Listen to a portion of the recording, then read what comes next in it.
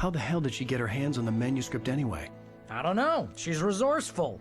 I told you you were too hard on her. Listen, I found out all sorts of interesting stuff while I was digging around. Yeah. Mr. Wake, it's Sheriff Breaker. We have an FBI agent here, Agent Nightingale. FBI?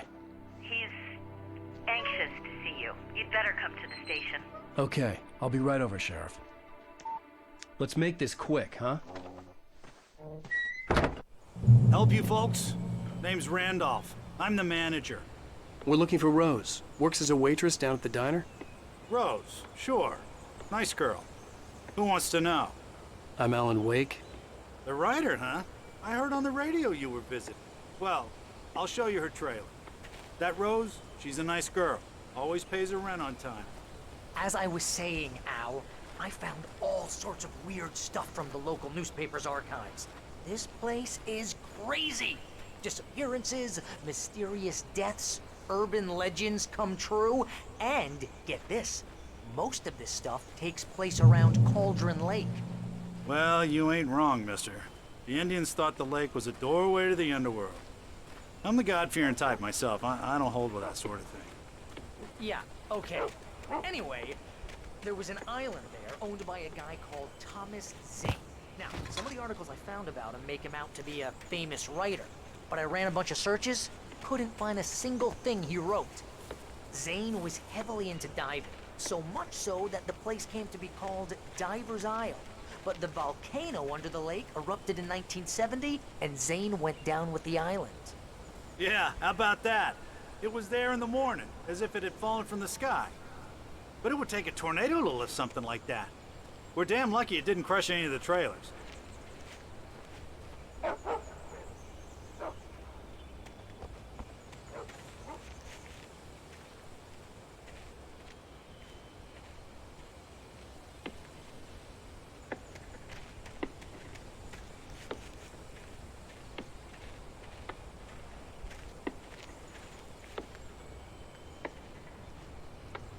It gets better. A local girl, Barbara Jagger, drowned in Cauldron Lake just a week earlier. They were lovers. Sure, Jagger's a local spook story. The Scratching Hag comes for you in the dark. Childish stuff like that. Anyway, Al, I'm just getting to the best part. All of the articles about this stuff were written by Cynthia Weaver. I asked around, and she's that crazy bag lady you met. What, the lamp lady? She can be a little loopy, but she's not homeless or anything. Yeah, anyway, she knew both Jagger and Zane before they both died, and she had some kind of a breakdown.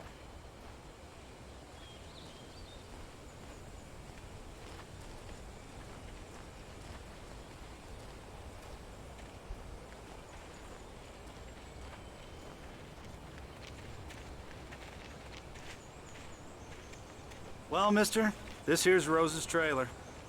You mind me asking what you want with her? We're just here to talk to her, pal.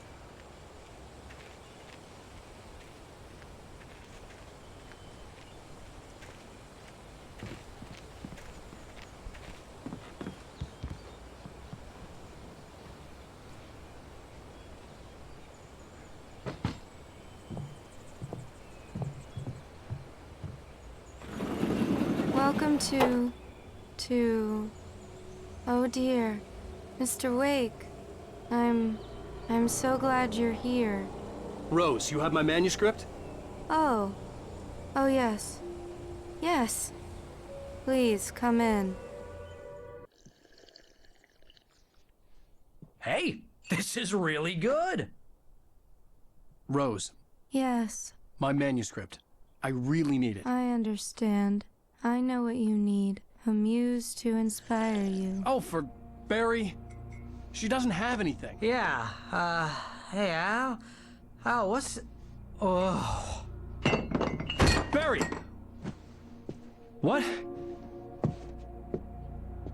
What?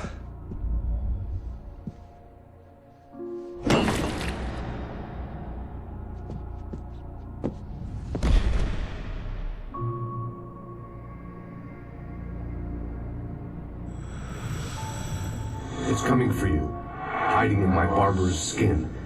I'm too weak to stop it. You must turn the lights on. I promised I'd come visit you and your lovely wife. You must finish what you started. I insist. You must turn the lights on. Turn the light on. Back to work, boy.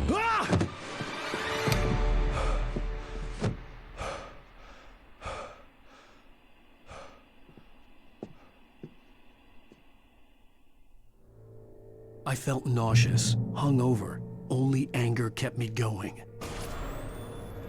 I can't tell reality from dream anymore, but it seems I have an imaginary editor to help me. She's an old woman in a funeral dress. I call her Barbara Jagger. She's very strict. I'm writing faster and faster. My manuscript is being heavily revised. The edits are getting very aggressive, and each day there's less of me and more of her. I hate it, but I know she's right. She promises me I can save Alice this way. She knows more of this than I do. About the complex incantation I'm attempting. About this place. She's worked with another writer under similar circumstances, Thomas Zane. The genre of the story seems to be shifting. It's turning into a horror story. I'm getting close. I can feel it.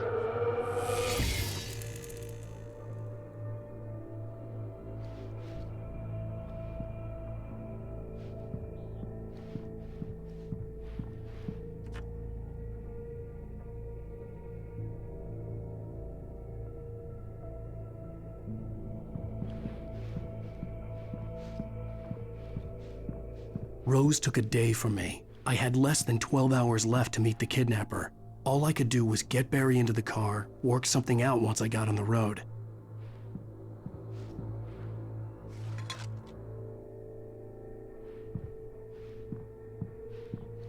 Barry was out of it. He was way too heavy to carry. You're right. I deserve more money. I'm so handsome. Welcome to the Oh Dear Diner. What can I get you today? Coffee? I couldn't work up much hate for Rose. Something had used her to get to me and left its mark. First refill is free. My gun and flashlight were gone. I'd have to find a way to get Barry into the car as quickly. Mr. Randolph liked Rose. That little smile she had is possible. There was no time to waste.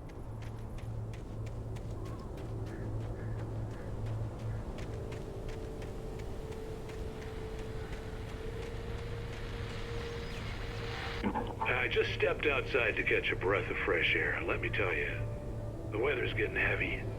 Nights like this make me especially glad I'm here talking to you and not home in bed. Once the weather takes a turn like this, I can't sleep at all. It's all tangled bed sheets and dark thoughts, punctuated by the occasional plunge into nightmare. Is it just me? Well, perhaps it is. But I hope I can make the night a little bit easier to get through. Culver, you're on KBF FM. Hey, hi, it's Walt Snyder. What's on your mind, Walt? Well, I am the way you are, but, well, I can't sleep either, you know? I just been staring out the window here, trying to make sense of it all, but, I ain't been drinking either, you know? I just... Well, you sound like a man with a problem, Walt. I had argument with Danny, and, then I got in trouble with the law, and, I'm just, well, Or something like that, Walt. yeah, well, he's, Danny's my best friend, and,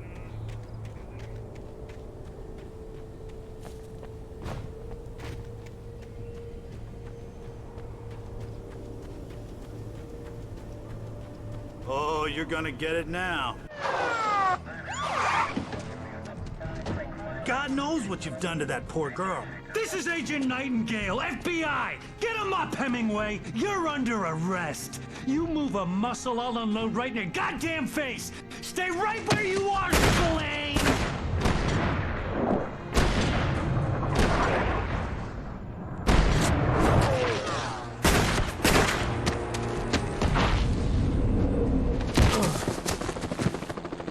What are? I'm standing right here, you goddamn maniac!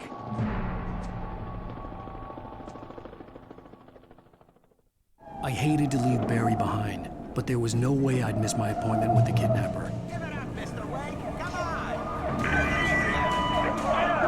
Don't let him get away! Move it! Move it! Move it!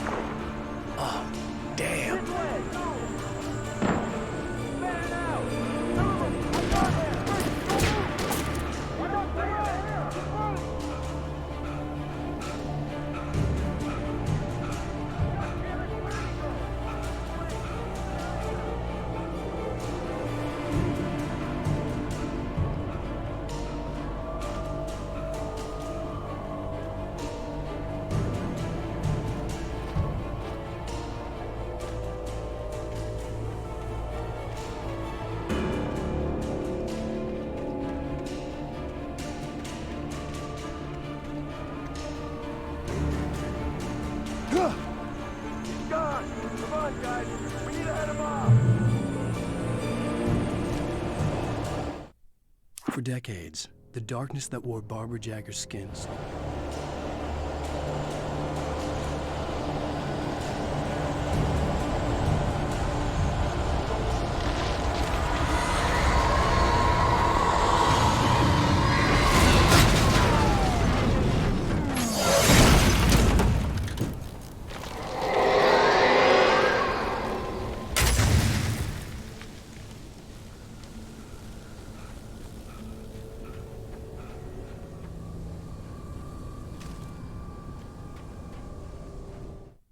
Rose didn't know how the strange old lady got in her trailer.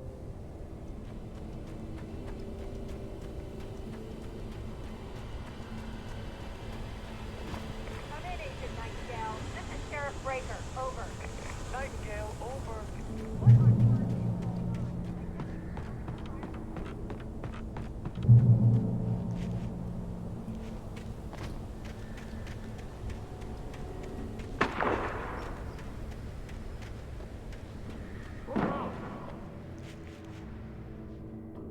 Search the area.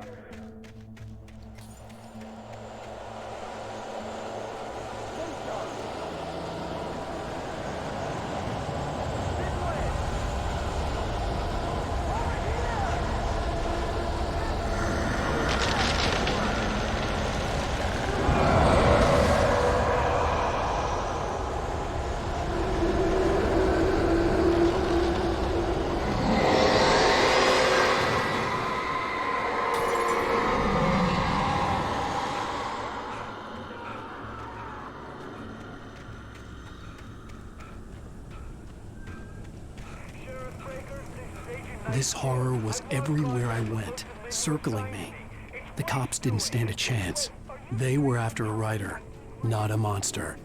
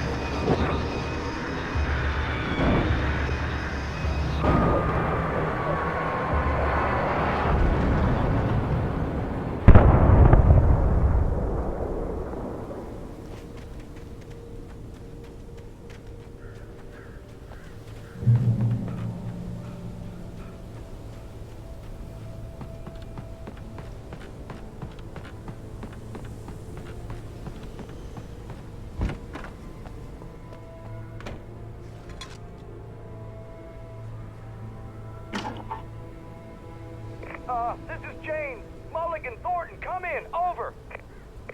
Thornton here. James, we got both Wheeler and Rose in custody. They didn't put up a fight or anything. Why, they were... Hey, Mulligan, what are you... Come on! Sit down and give me that. Jane, Mulligan here. Over. Go ahead, Mulligan. Over. We got Wheeler and Rose here. Wheeler's drunk or hopped up on something. Speaking of which, that Fed had a pretty distinctive whiff of Otis Scotch about him, you know what I mean. Over. I don't have anything on that, Deputy Mulligan. Over. Well, whatever. Anyway, Rose is just being plain weird here. You better get Doc in to take a look at both. Over. Gotcha. You better get them here quickly. The Fed's gonna want to interview Wheeler. Over. Oh yeah, I'll bet he does. Looks like they have a lot in common. Mulligan out.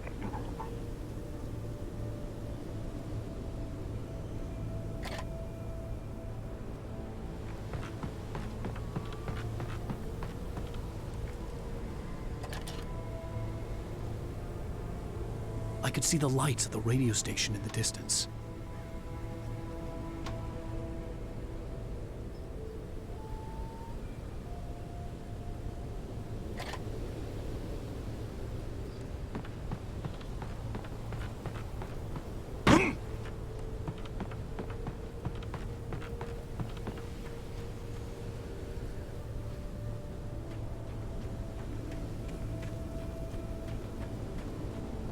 I imagined that the broadcast tower in the distance was part of the local radio station. Maine seemed like a decent guy. Perhaps he could give me directions to the coal mine.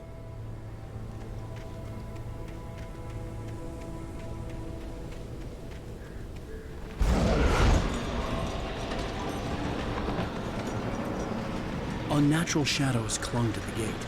The darkness that was after me was trying to stop me. I wouldn't get through without a light.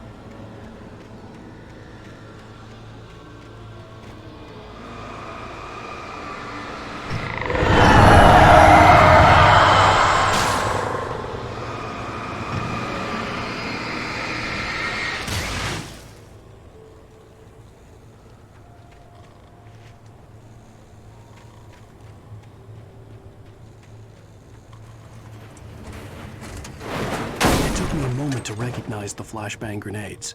They were an ideal weapon for my situation. Team 1, come in. Over. Team 1, this is Sheriff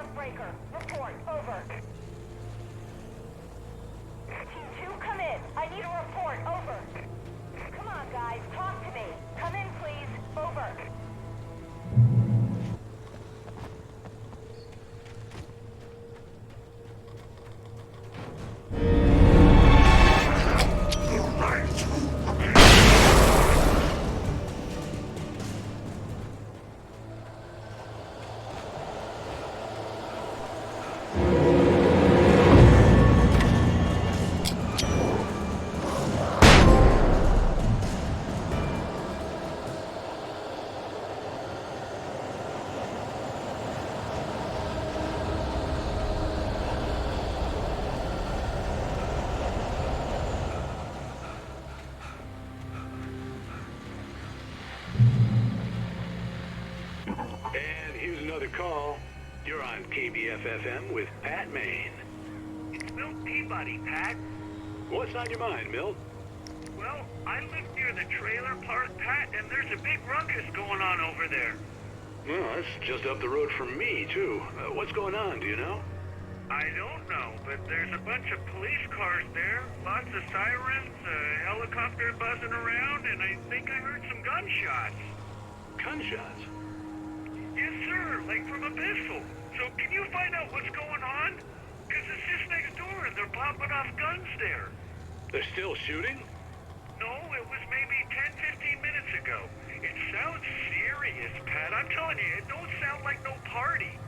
Well, I'm certainly going to give the station a call, Milt. Okay. You'll hear it here as soon as I hear from them. Okay, thanks.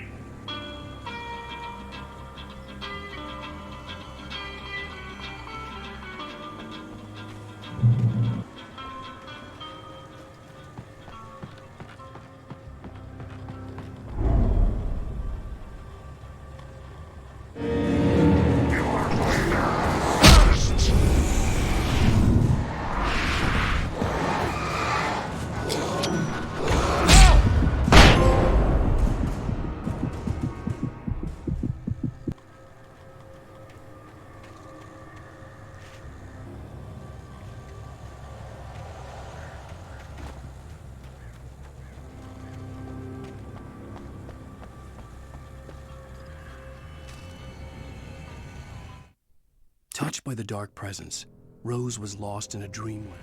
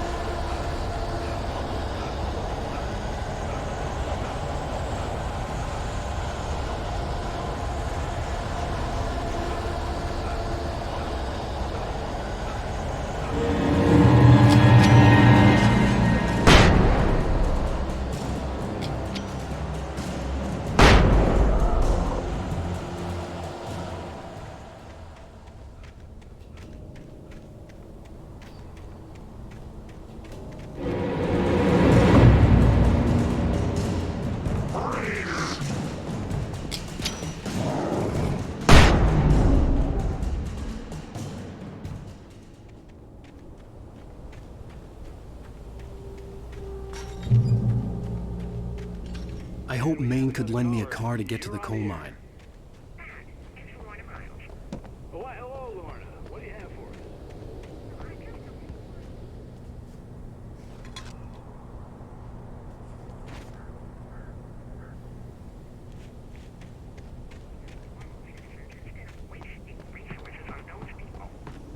Well, I had no idea how to get to the coal mine. Maine would know, and I had a feeling I wouldn't get a chance to ask anyone else anytime soon. Oh, here's a little surprise. The famous writer Alan Wake just walked in. Folks, I'm going to see if I can talk him into an interview. Come on in, Mr. Wake. Ah, I'm so glad you could find the time to do this, Mr. Wake. Nowhere to run now, Dan Brown. You back away from me. Don't hurt. Whoa. Everyone calm down. Put the gun down. We're all friends here, right? Cool your jets, Nightingale. We got him. Judas Priest! What the hell's the matter with you? There's a civilian in there.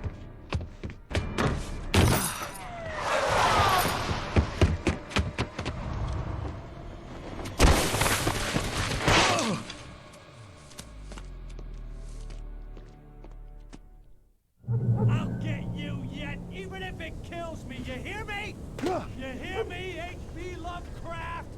I had fallen off so many cliffs it was ridiculous. That's what you get for naming a book The Sudden Stop. It was probably good I hadn't had the chance to tell Maine where I was going. I'd have to lose the cops and find my own way to the mine. Nightingale stared through the broken studio window into the dark woods.